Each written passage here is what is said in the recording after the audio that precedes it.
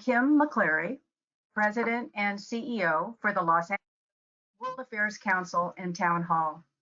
Today, it is my distinct pleasure to welcome you all to a very special live stream program presented by the 7 World Affairs Councils in California. We are united in our mission to engage the public to better understand America's international role in our world and the policy choices that impact our future. Besides the Los Angeles World Affairs Council and Town Hall, the coalition consists of the San Diego World Affairs Council, the World Affairs Council of the Desert, the World Affairs Council of Orange County, the World Affairs Council of Sonoma County, and the World Affairs Council Inland and the World Affairs Council of Monterey Bay. We welcome everyone in our virtual community today, our council members, board members, regional supporters, and friends across the globe. We are honored that our speaker, Dr. Richard Haass, President of the Council on Foreign Relations, is joining us for a very timely discussion on global conflicts and impacts on U.S. interests. Dr. Richard Haass is a veteran diplomat, a prominent voice on American foreign policy, and an established leader of nonprofit institutions. Dr. Haass has a very distinguished career and extensive experience in serving our nation. I want to briefly mention 2 positions that reinforce how fortunate we are to be graced by his presence today. In 2013, he served as the chair of the multi-party negotiations in Northern Ireland that provided the foundation for the 2014 Stormont House Agreement. For his efforts to promote peace and conflict resolution, he received the 2013 Tipperary International Peace Award. From January 2001 to June of 2003, Dr. Haass was Director of Policy Planning for the Department of State, where he directed the policy planning staff and was a principal advisor to Secretary of State Colin Powell.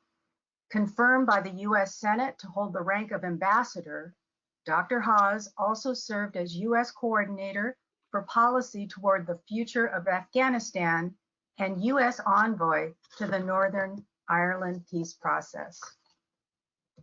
Dr. Haass will be in conversation with our moderator, Colonel Richard Downie, who's a member of the World Affairs Council of Orange County.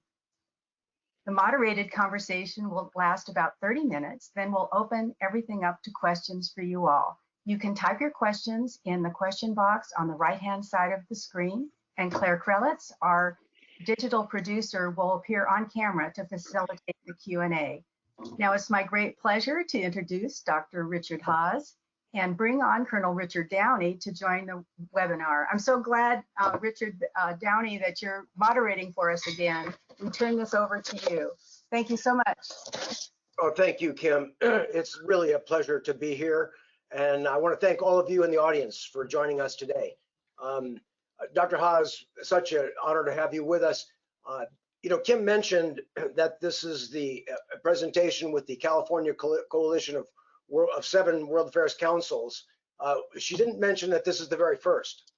And I should say that when we were discussing, because this is a big event for us, this is the very first one, when we were discussing who we would like to have as a speaker for this first event, we said, you know, obviously it should be somebody who can answer questions about things going on all around the world, but we also wanted somebody, the other criteria was he needs to give a straight answer. And your name came up immediately because whatever media show you are on, you always give a straight answer. So we are truly honored to have you, that you accepted to be with us today. So thank you. There's a lot to talk about, and I want to get to it about things going on around the world. But before we start, something that's very important to us in the World Affairs Councils, as it is to you personally, is generating interest in international affairs among students, high school and college students. In fact, one of the things that we do in the World Affairs Councils, and it's going on right now, is what we call the annual Academic World Quest competition. And it's kind of a quiz bowl for high school teams The local winners then go to Washington for the national championships. And by the way, this year, the winning team for the nationals goes on a trip to Qatar, thanks to the generosity of the government of Qatar. But we are honored about that. But could you explain? I know it's a personal issue for you. I see your book behind you, The World: A Brief Introduction, which is along those lines. But you've done so much to put in this at the Council on Foreign Relations to put resources together for students and educators. Could you talk a little bit about that? Well, you don't have to twist my arm.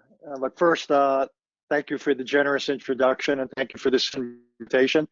But also thank you all for what you're doing. I think this consortium, this group, has got a really important mission, important contribution to make to these various communities. So again, thank you for what you're doing. Yes, we're all in the education business. Increasingly, education takes place outside of classrooms as well as in them, and takes place with citizens essentially of any age, not just of quote unquote school age or college age.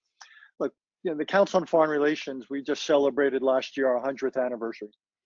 And for most of that time, we are, if you want to call it an elite institution, but we are essentially a membership organization. But a lot of the work we publish has been aimed at people who are well within the foreign policy conversation of the United States. And I think that's essential, and that remains one of our principal mission. But about 10 or so years ago, I thought that was necessary but not sufficient. It was leaving out an enormous swath of Americans, and others for that matter around the world, who were not getting this. They weren't getting it in school, because in many cases it's not offered in school. And even when it's offered in universities, there's very few universities in America that require exposure to global issues as a condition for graduation. Again, it's offered on almost every campus. It's required on only a handful.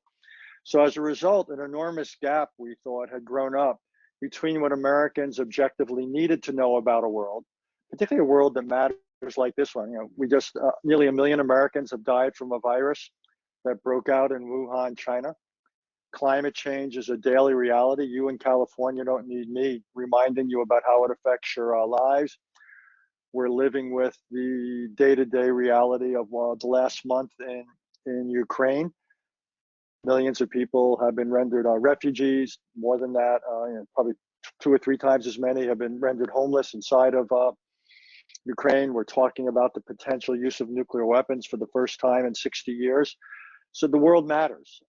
But again, Americans, in many cases, have not had the background. We don't get it from the media for the most part anymore, to be informed citizens in the tradition of Thomas Jefferson. So what we have tried to do, what we have taken it upon ourselves, is to try to narrow that gap.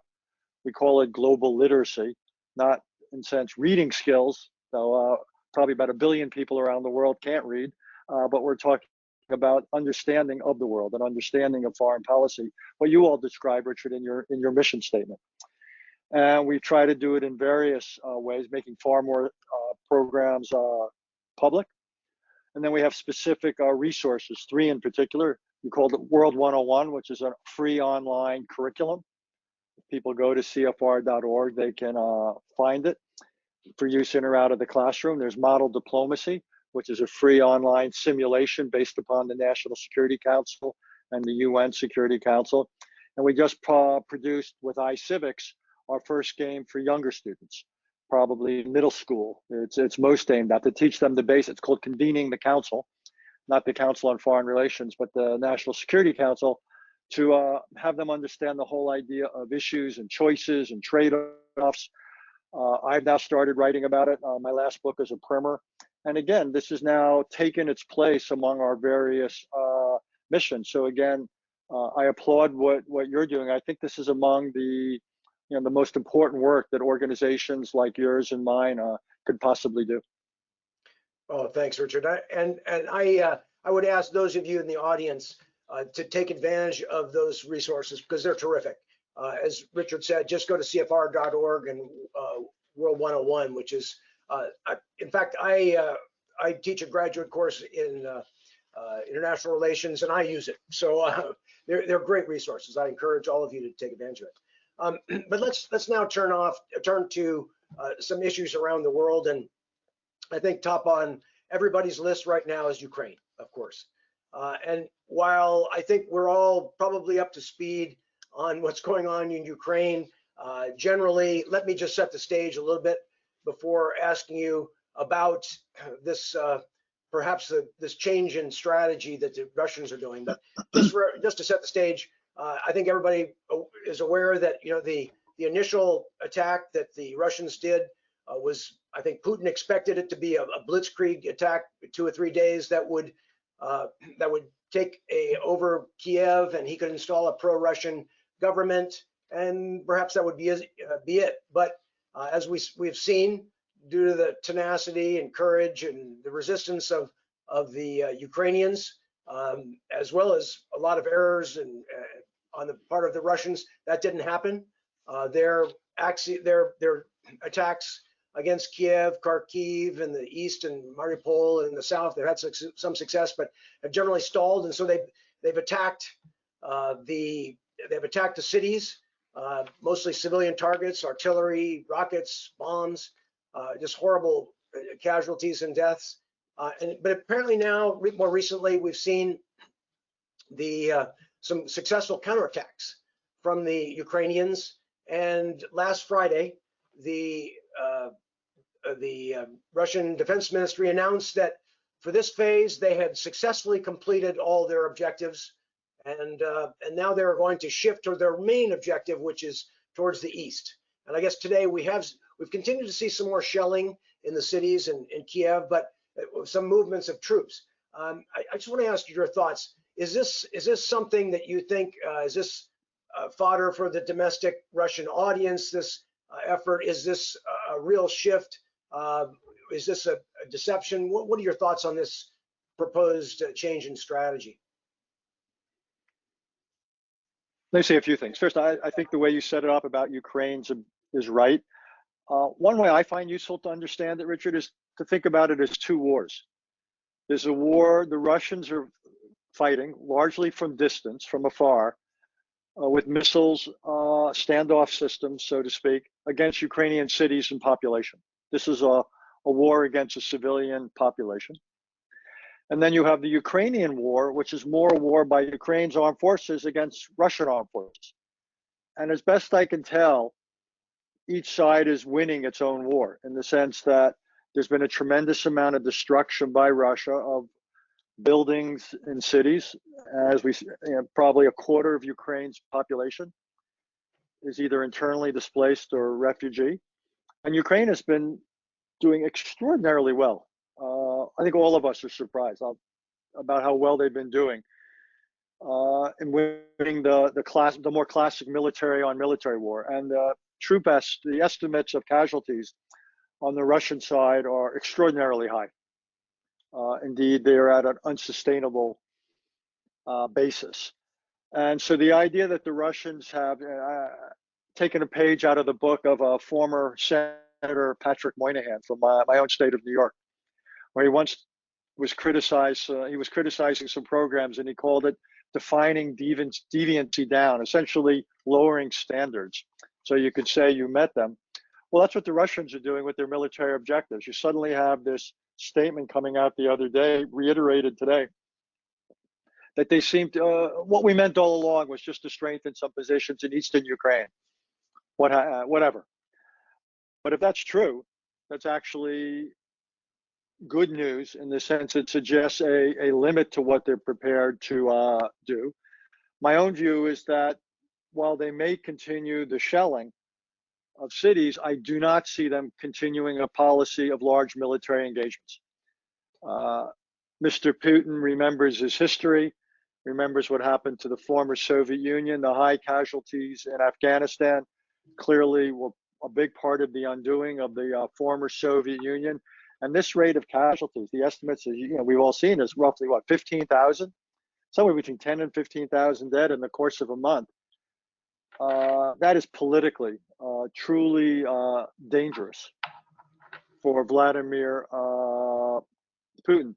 So the idea that you may, and I emphasize the word may, have the possibility of either a negotiation or simply a new, how would I call it, an outcome without a formal negotiation, where the war winds down to a considerable degree. There's no siege of Kyiv, or possibly even a more formal negotiation. And you have such things that what you see on the table now is the idea that Ukraine would accept some sort of neutrality, i.e. they could get security assurances but not become part of NATO.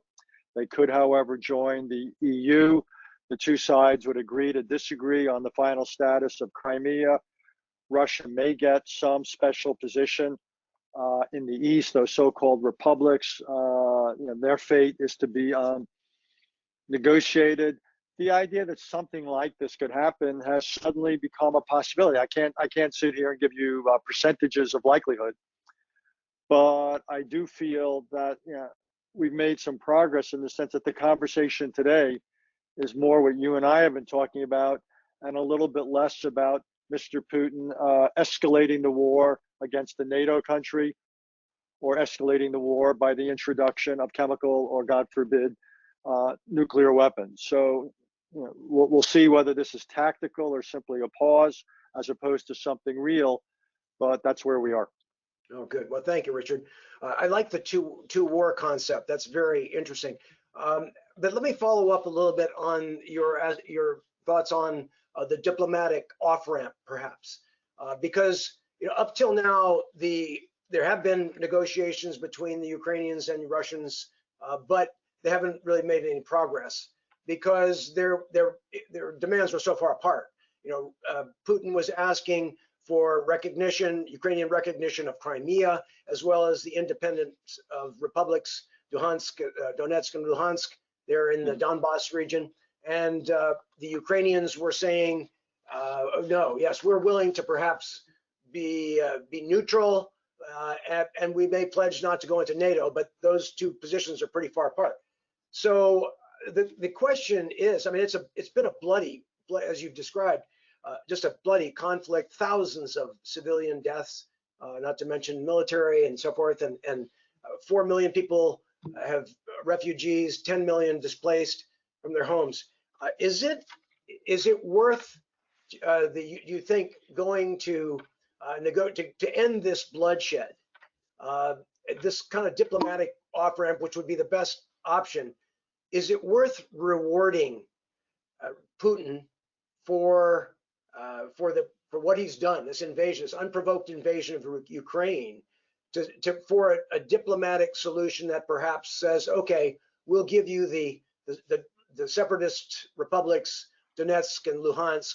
Is that too much of a reward, or what really would make sense, do you think? Because I think Putin obviously is not going to stop until he gets something he can declare victory for. I think that's, what can we give him that would be fair to Ukraine, yet get him to stop this war? I think it's the right question, and I expect it'll be a question that will be asked with increasing frequency. The only word I would change is, what can we give him? I think it's really up to the government of Ukraine. And indeed, as recently today, the government talked about having a referendum. They have the government of Ukraine, the people of Ukraine have a large incentive, obviously, in seeing the war stop. Ukraine is, for all of its bravery and courage and resilience, the country and the people are paying an enormous, enormous price. And their position is clearly not peace at any price, but the issue is peace potentially at some price. And for example, neutrality, the idea that they wouldn't become part of NATO. Maybe that, again, the disposition of Crimea could be open-ended, almost like the way Taiwan is between the United States and China. They might be willing to give up something in the far east of the country, in the Donbass region. It's been seriously depopulated. And that might be a bitter pill to swallow, but I think it's a decision they'll have to make in terms of the benefits, which would be a ceasefire, conceivably, and the beginning of the rebuilding of the country and the repatriation of its people. Now, Russia would get something for its aggression if that were to be the case. On the other hand, Russia paid an enormous price also, not just in terms of its dead and wounded, of its military, in terms of its international reputation, terms also its military has been exposed as pretty Potemkin-like, if you will. NATO is much stronger. Western solidarity is much stronger. The process of weaning Europe from Russian energy has made some progress. And more than anything else, the sanctions that have been introduced are as deep and wide as I've ever seen. So, and indeed, one of the interesting questions I would predict, Richard, if there is a negotiation, is you can almost imagine this as several concentric circles of negotiation. An inner circle of Russia, the Russian and Ukrainian governments, deciding the issues you put on the table. And then I think possibly for the United States, the EU, other NATO, what have you, whatever configuration internationally, issues of sanctions. How we're going to deal with that, under what conditions might there be certain relief? What about war crimes? What about reparations? So this is potentially a multi-venue, multi-time horizon set of talks with different parties taking place with great complexity. So my guess is we're just if we're lucky, we're at the beginning of this process, that we're actually going to initiate a serious diplomatic process. And if we do, it's again because, as you said exactly at the beginning, Russian expectations were that they could impose a settlement after a couple of days, to use the old phrase, after a cakewalk. Well, it's been anything but. So they now have to settle for something decidedly less. And so the bargaining and the negotiating are beginning. But my own sense is it will be extremely complicated, given that we're not simply talking about the political and military issues within dealing with Russia and Ukraine, but also how to deal with the policies that have grown out of the conflict itself. Yes, thank you. Richard, you mentioned the terrible performance of the Russian military. I mean, they've had logistical problems, they've had morale problems, command and control problems. It really was a surprise to most people, I think, to see that they had such poor performance. But from the beginning, President Biden has said, we will defend every inch of NATO territory, but we will not enter Ukraine. And then he said, that the Polish were willing to pass MiG-29s through a German air base or U.S. air base in Germany. U.S. rejected it. We also said we would not, the S-300 air defense systems, we would not, they haven't been passed yet, which would be very useful for them. The no-fly zone, which President Zelensky kept asking for, we said no, rejected option. And the issue is, President Biden said, look, we don't want to start World War III by having a direct conflict with the Russians. I mean, the question is really, were we right to not to intervene because of the risk that Putin might use nuclear weapons in this conflict? My own view is the president was right. This has been a complex but I believe for the most part well-handled balancing act. On one hand, how do you help Ukraine sufficiently militarily to make sure that Russia cannot prevail? At the same time, without getting involved directly, which would go against the lesson of the Cold War, which stayed cold in no small part because the United States and the Soviet Union never engaged in combat or in conflict directly against one another. And that explains, as you said, why there were no boots on the ground, why there was no fly zone. And that was the balancing act that the administration staked out from the get-go.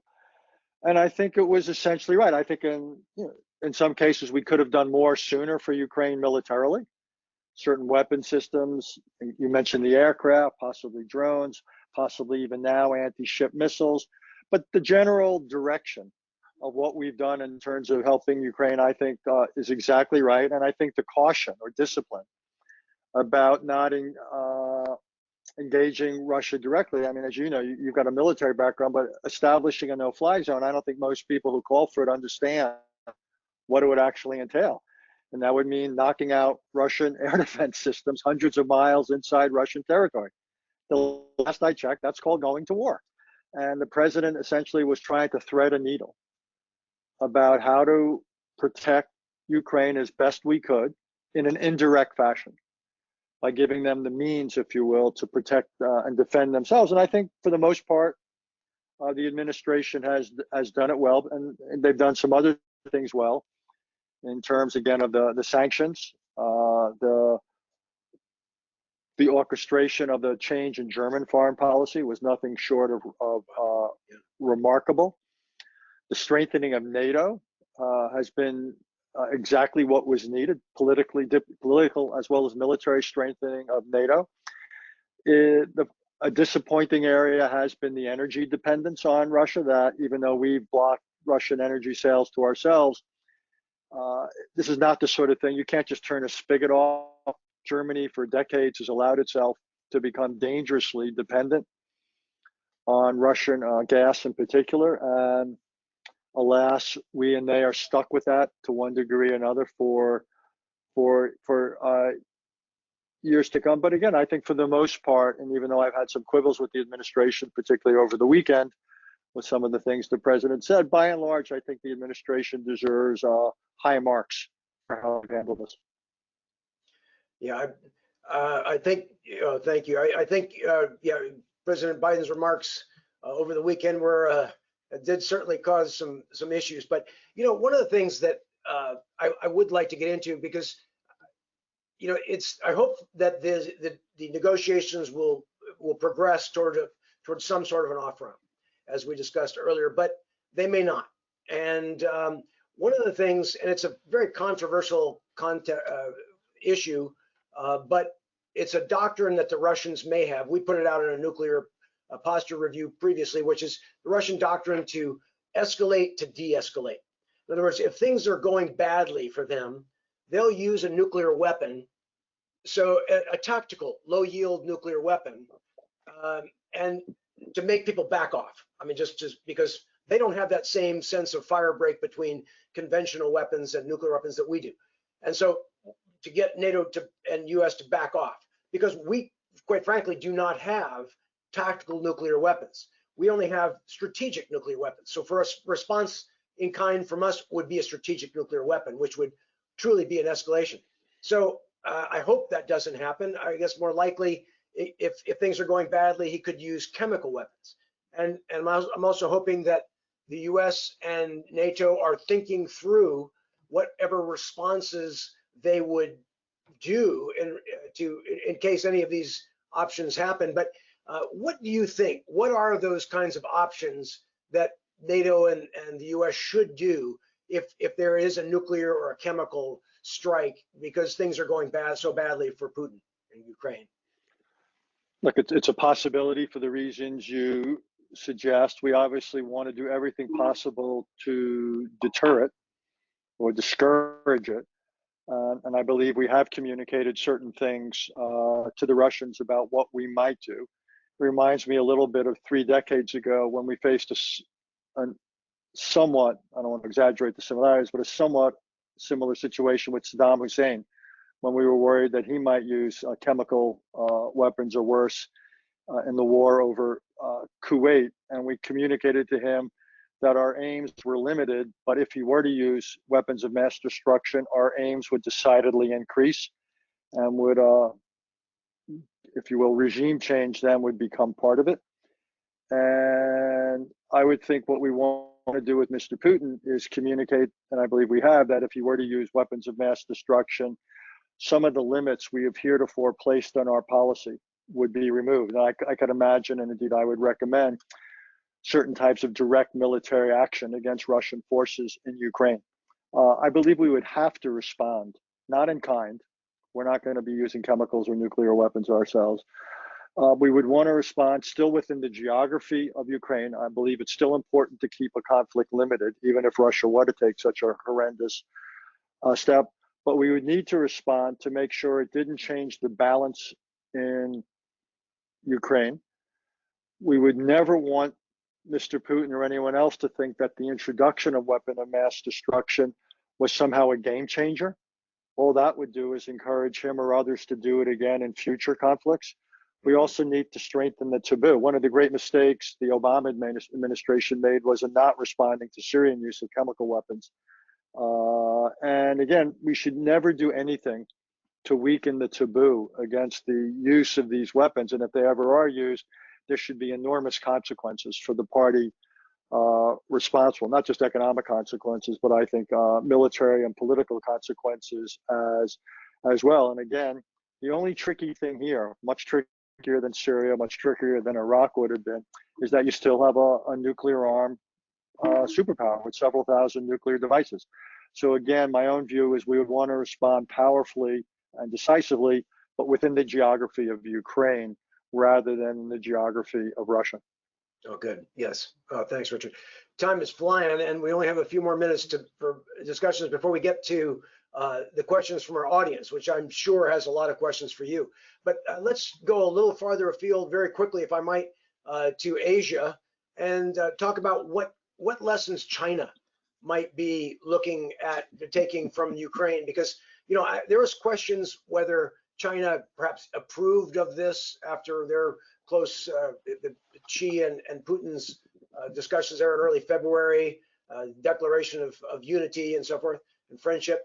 What do you think the lessons are that China is taking away from this regarding Taiwan? I don't know exactly what China was told when Mr. Putin showed up at the Olympics at the beginning of February. Clearly, the Chinese said some message, whatever you're going to do, don't do it until after the closing ceremonies. What exactly the Russians shared. But my own view is the fact that the Chinese so threw in their lot with Russia. If you look at that extraordinary document they issued, this de facto alliance between the two countries, my own sense is they probably shared the Russian estimation that this would go easily. And from China's point of view, this would be another setback. If that had been the case, this would have been another setback for the United States and the West. And it would have been good for the authoritarian bloc that Russia and China are the two principal elements. So the Chinese, and Xi Jinping, I would argue, like Vladimir Putin, bet wrong. He underestimated the United States, underestimated Europe, underestimated Ukraine. Indeed, in China, there's been some interesting publications. You don't publish in China without a degree of official backing, critical of China's decision to so hitch their wagon to Russia. And that's an indirect way of criticizing Xi Jinping. All things being equal, this has been a really bad crisis for China. Xi Jinping, when he started this year, what did he want? He wanted a successful Olympics. He wanted to figure out a way out of COVID. He wanted the Chinese economy to get marching again. And he wanted to get a third term green-lighted when the Party Congress met this fall. The Olympics were no big deal. The normal kind of came and went. China hasn't figured out a way out of COVID. The lockdowns are a nightmare. Their vaccine is not particularly effective against the latest variants. Their economy is going okay, but not great. They've come under tremendous international criticism for their association with Mr. Putin's war. So this has not been a good year for Xi Jinping. Also, the entire war, maybe you were getting at this, I should have gotten here sooner, I apologize, is if you're thinking of using force against Taiwan, this war would make you think twice.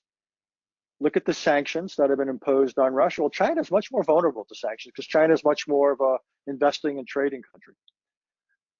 Also, Ukraine has mounted an effective defense on its own with Western help, but it's been an indirect defense, as we were discussing. I believe in the case of Taiwan, there's a better than even chance that the United States, Japan, Australia, and others would come to the direct defense of Taiwan.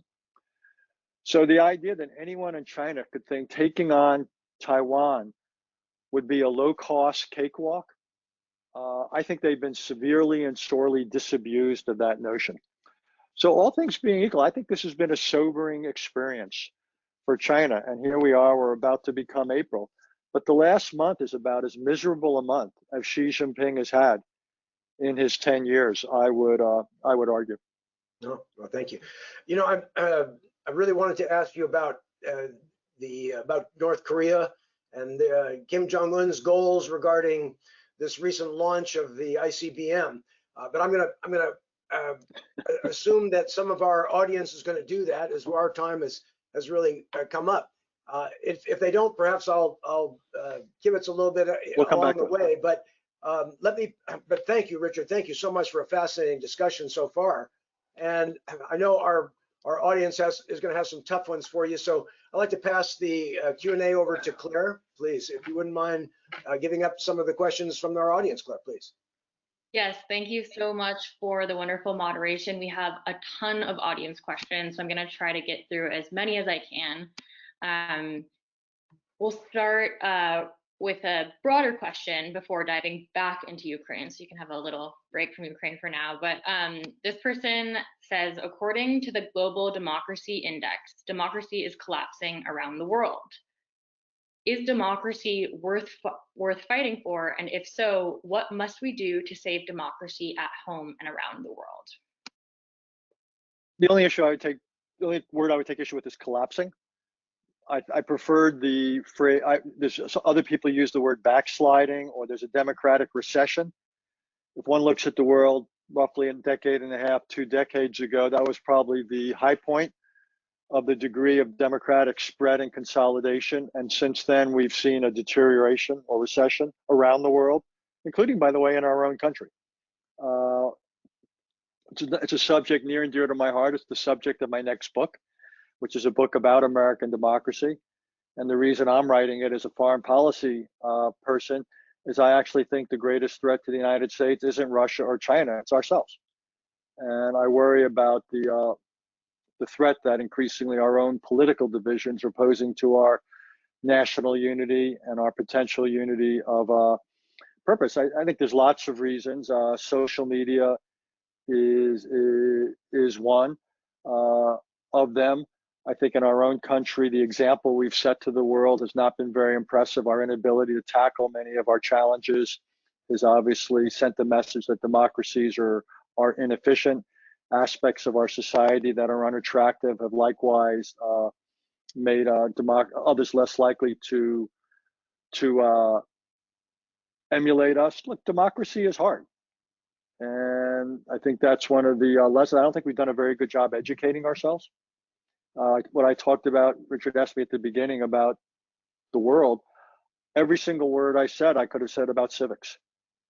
We are increasingly producing a society of citizens who are uninformed about the advantages of democracy and what it takes to keep one alive, about why democracies are associated, with freedoms, with economic opportunity. People don't know that in the last, half a century, lifespans have gotten much longer. Standards of living have gone up. The freedoms we take for granted should not be taken for granted. One of the things I hope comes out of this crisis, if good things can come from awful things, would be to see the sacrifice that the people of Ukraine are willing to make for the right to be free, to chart their own future. That ought to tell us something. And also what this crisis should also show is how non-democracies can make terrible choices. There's no self-correction mechanism in a situation. Mr. Putin controls the information space. The people of Russia aren't in a position to really know what's going on. If they do begin to protest, they get imprisoned. Well, that ought to tell you something about one of the reasons democracies are valuable. So I'm hoping that, again, people see this not just as important as a foreign policy learning, something to learn from, but they also see this educationally as something about democracy, including our own democracy, which I continue to believe is not anywhere near as strong as it should be. And I'm hoping that out of this comes a little bit of a self-reflection on that. Great, thank you. So we have a lot of people who are wondering about the rebuilding of Ukraine. So just a few questions that we're getting on that topic is, who is going to pay money for rebuilding Ukraine? How are they going to find the funds? Should Russia be held accountable for the cost of rebuilding Ukraine? And then how many years do you think it will be until Ukraine could return to any sort of normalcy? Look, all good questions. And the fact that we're even asking the question now is in its own way a mildly good sign. One answer will depend upon when, to what extent, and when there is a ceasefire, and does it cover the entire country? Is it complete? How much longer does fighting go on until such a case? How confident people are that if they do invest in the rebuilding of Ukraine, it's a sound investment, that you're not going to build something only to see it destroyed a week later. So I think there's a lot of political questions. Context matters. But I would think there'll be a number of sources for rebuilding. Russia will have to be one of them. Reparations will be an issue. But again, as I suggested before, very controversial issue. I would believe the United States and Europe and other countries will be generous. We did rebuilding after World War II and in other places and other times. So I think there'll be a willingness to open up Wallace people have been truly inspired by Ukraine. There's private sources of money. People have been very generous about providing help to refugees and internally displaced. Money can also go from private sources for the purpose of rebuilding. There's international financial institutions that could offer loans and the like, and grants to Ukraine for producing. I can't answer the question of how long this will take. That will require a careful assessment of destruction. But I think as important as anything will be confidence that the guns are silent and will stay silent. If people are confident of that, I think there is so much bottled up goodwill about helping Ukraine that, as expensive as this will be, I think there will be considerable resources. I do think, though, probably the most complicated question might be that of ultimately Russian responsibility. Or not, I mean, their responsibility is clear. Let me rephrase that. But the question of reparations. And that might also be a form of leverage. One thing we're going to have to think about, and these are going to be very controversial questions, is to what extent is the continuation of certain sanctions linked to Russia's behavior at the negotiating table in terms of the end of the war, but then what you've just raised, Claire, about the aftermath, in terms of willingness to contribute to reparations, because the Russians themselves will say we can only be in a position to provide certain funds if we're generating income. So get ready for some very difficult debates over that set of questions. Thank you. So this next person says, I feel regime change is necessary in Russia, and Biden has echoed similar things. What would, or rather, how could that come about? Or is it just wishful thinking? Lots of things I can say about regime change. Regime change would suggest either, it tends to be means one of two things. Some people think of it as a change of person. Some people think of it as something more profound, a change in system. My own view is, short of natural causes, which would change the person, regime change comes about one of two ways in Russia. And I think at the moment, they're both long shots. One is something, for those of you old enough to remember, that's modeled on Iran in the late 70s against the Shah. And what there was over the course of roughly, 15 or so months, massive public demonstrations that gained momentum and scale. And ultimately, the security forces were overwhelmed. Their loyalties shifted from the Shah to the Ayatollah. And regime change, if you will, happened from below. That's one model. Mr. Putin's worried about it. As a result, he's trying to control media, information, and arresting a lot of people. So he is trying to head that off. The other way regime change could come is more from the top, from some elites who control powerful institutions, security services, intelligence, the military, and they have greater proximity. And again, President Vladimir Putin's worried about that. People have been put under house arrest, and he's trying to preempt. The problem from his point of view is he still needs them. So if I were going to guess, of the two, The less unlikely one, or more likely one, is a regime change from the top, but I still wouldn't want to give you any particular odds. The problem for the United States talking about regime change is we can't bring it about. All we can do is create an environment or context in which it may be somewhat more likely. That's what the sanctions in part are there for, to basically tell Russians you're paying an enormous price for Putin and his policy. The military help to Ukraine is part of that. Russians are paying a price on the ground. Talk about war crimes, the idea that those of you who associate with Putin are making yourselves illegally viable. But we don't have the ability to, the president can't sign a piece of paper and say, I want regime change and here's 16 steps to bring it about. It doesn't work that way. We just don't have that kind of influence or control. Also, I would say, and it's the reason I disagreed with him the other day, is the priority right now cannot be regime change. Our priority right now ought to be to bring an end to this conflict on terms the Ukrainian government can accept. And at the same time, try to discourage or prevent Mr. Putin from escalating. I don't want to see Putin launching global cyber attacks, much less using chemical or biological or nuclear weapons inside Ukraine. I think those are our priorities. At the moment, I think we've got to base our foreign policy on the unattractive reality that Russian foreign policy is being made by Vladimir Putin. If it turns out that down the road that is no longer true, that is excellent news. That would be excellent news. And then we could adapt to those new circumstances. But you can't base foreign policy on what you hope. You can only base foreign policy what you have. It was Donald Rumsfeld, who's not someone I always quote. I'll quote him here. Who once said, when you go to war with the army you have, not the army you wish you had. That's how I feel about negotiations. When you negotiate, when you try to end the conflict, you end the conflict with the adversary you have, not the adversary you wish you had.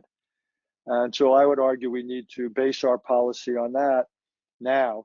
Down the road, if we get this war behind us, then we can more usefully, we'll have more the luxury of addressing longer term relations or questions about dealing with Vladimir Putin. And that's when questions of war crimes, sanctions, and reparations will increasingly come to the fore. But right now, I want to end this war before more of Ukraine is destroyed and before more Ukrainians lose their lives.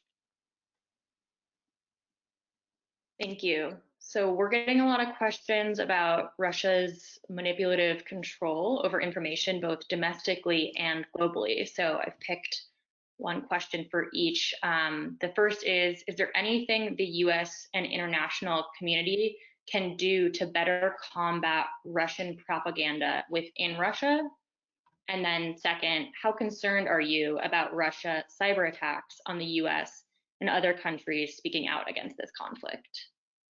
On the former, we can do something, but not a whole lot. If you notice, President Biden, Secretary of State Blinken, others, when they speak publicly, include remarks aimed at the Russian people. And some of that seems to be getting in. The Arnold Schwarzenegger video I thought was extraordinary a few weeks ago. But I don't have good measures of how much that's being circulated.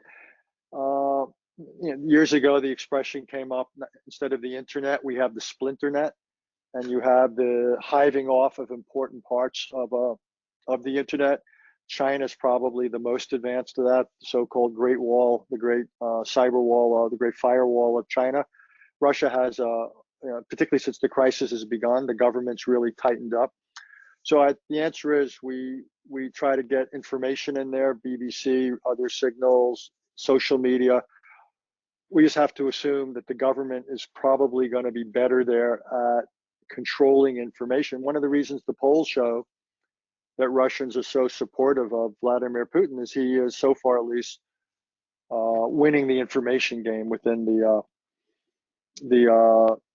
country. In terms of, so I think the answer is we keep trying it, but we shouldn't have illusions about how much we're going to succeed. In terms of cyber, yeah, I'm surprised more hasn't happened. We are vulnerable, in part because cyber is such a patchwork quilt on our side. We have federal government, state government, city governments. We have private corporations. We have organizations. And we don't have a single standard or system of protection or defense. So I have to assume at some point Vladimir Putin will go to cyber if this conflict doesn't end. And then again, we have to think about the messages we send to deter it or discourage it, which we have, and then how we respond and how we would go on the offense, say, against the Russian energy sector. The only problem is, again, our societies are very heavily built upon things digital. Richard, as I said, Richard, do you think that that Putin has been deterred from cyber attacks because of the U.S. offensive capability to go after his infrastructure as well? The honest answer is I don't know. I am surprised that he hasn't done more in that domain than he has. And so as a result, yes, I tend to think you're right that he seems to have been deterred from doing it wholesale, worried about the price he would pay, how we could do certain things to make life even more difficult for his military, things we could do against the energy sector at home. But again, it's one of those areas where offense is ahead of defense. So I am somewhat surprised that he hasn't turned to that tool. And all I can say is I hope it stays that way. Thank you. So this next person asks, do you think Biden is carving out his own foreign policy doctrine or just drawing on bits and pieces from former presidents? How would you describe his foreign policy ideology, and do you agree with it? 1 year is a bit soon to be talking about doctrines. Often doctrines look clearer in hindsight than they do at the time. I would say there's not a doctrine so much as there's certain tendencies. Some of the tendencies are about goals. Some of the tendencies are about approaches. One tendency about goals is obviously promotion and support for democracy. You saw it in the Poland speech.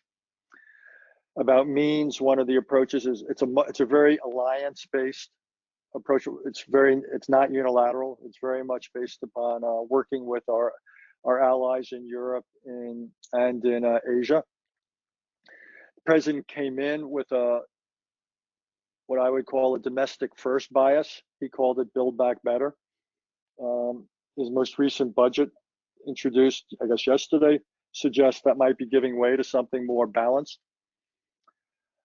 You had the Afghanistan withdrawal, which was clearly consistent with that. But now we have, this balancing act in Ukraine, which is very internationalist leaning forward, but still limits on what we're prepared to do. But again, the new budget that went up has roughly, I think, a 10% or so increase in defense spending on paper. But no, I don't think the president's figured out a comprehensive foreign policy doctrine. It's tough on China, but even if it's tough on China, he's not exploiting one of the principal tools of being tough on China, which would be the United States participation in regional trade agreements. It's a big missing hole in his China policy. So no, I don't see a consistent doctrine. To me, the most pronounced part of the president's foreign policy, again, is the emphasis on democracy, and on, above all, probably more than anything else, is a priority placed on trying to work things out with allies, and again, which is really less an end than it is a means. I think one of the interesting questions, Claire, that stems from that is how will this change things? I've already mentioned it's going to probably increase defense spending, but what will be the lessons the administration derives from this about our involvement in the world? And for just to get, coming in, there were 2 or 3 big ideas. One was to focus more at home, focus less in the Middle East, focus more on Asia. Okay, will this pull us more towards Europe? Will this pull us more away from home? What if we can't get an Iran deal in the Middle East? Will that cause us to focus more on the Middle East?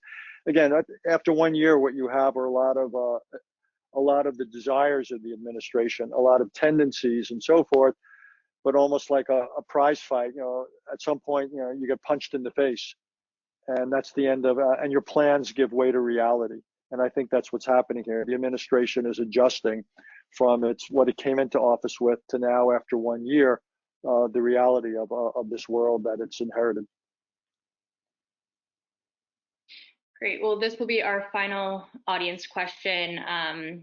And actually, you sort of alluded to it. We're going to ask 2 questions about China. So number 1, how much leverage does China have with Putin? What is the long-term interest of China in this conflict? And then, if you have time, how will this conflict impact U.S.-China relations?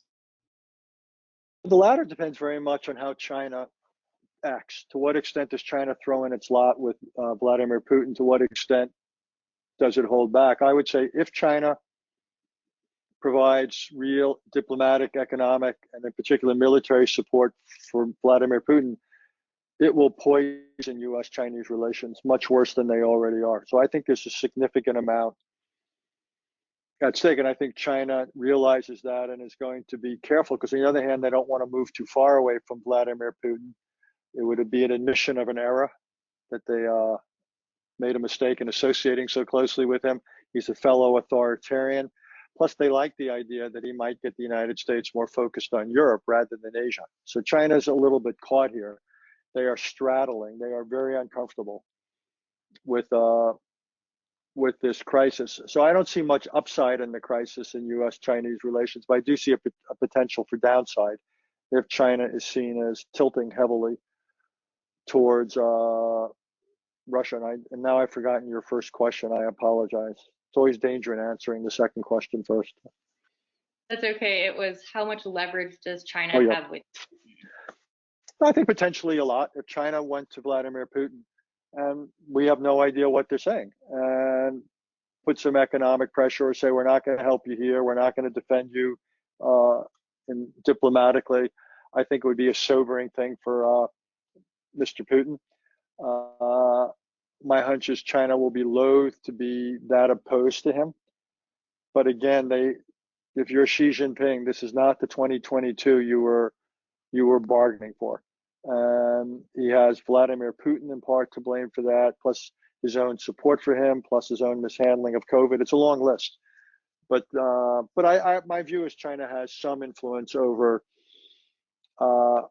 Russia. It could certainly encourage worse Russian behavior. Whether it could encourage less bad or better Russian behavior, I don't know. I feel guilty. I never answered North Korea. So in 30 seconds, Richard, I just wanted to say, look, we used to call it, when I was in government, station identification.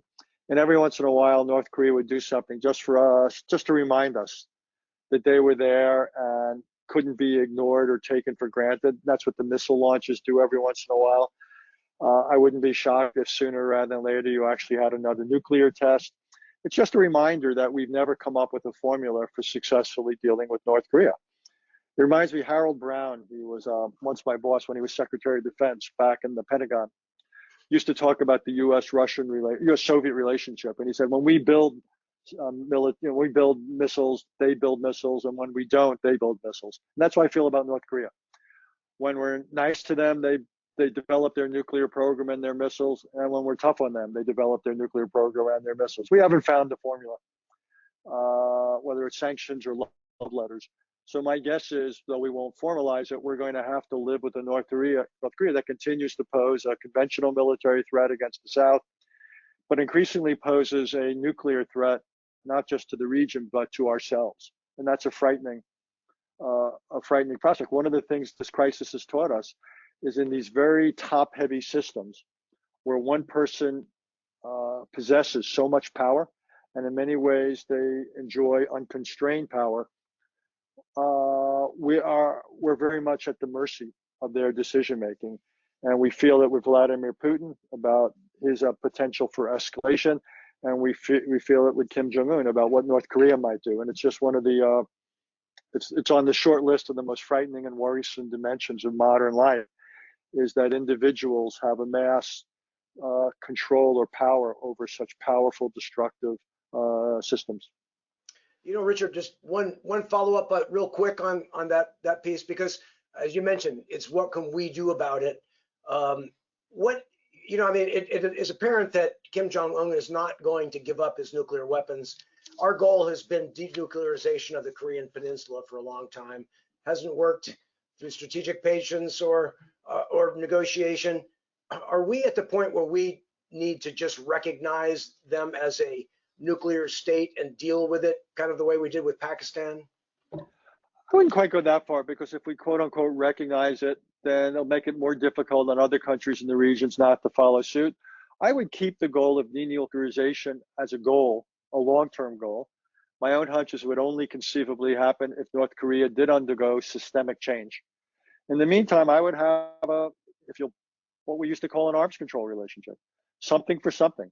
We'd be willing to ease this economic sanction in exchange for this limitation on selective North Korean capabilities and agreed upon verification. I think we need to go back to something like that. Again, let me make a broader point. So many of the people who talk about denuclearization, whether it was Donald Trump or others, have this vision or approach to foreign policy where you see things in the world as problems and we're going to solve them. Let me be really un-American and say that rarely applies. In most situations, you have just that. You have situations or conditions that if you're lucky, you manage them. And that's how I'd approach North Korea. We're not going to solve the North Korean problem through any diplomatic approach. Again, the only way it ever gets solved, I think, is a fundamental revolution there, and not just personnel change, but systemic change. Short of that, it's a problem to be managed in terms of both the conventional military threat and the nuclear missile threat. So I would use more limited, our foreign policy ought to have more limited ambitions in the short and medium run, because that's if we're lucky, that's the most we could ever accomplish, and we'd have to be lucky to accomplish that.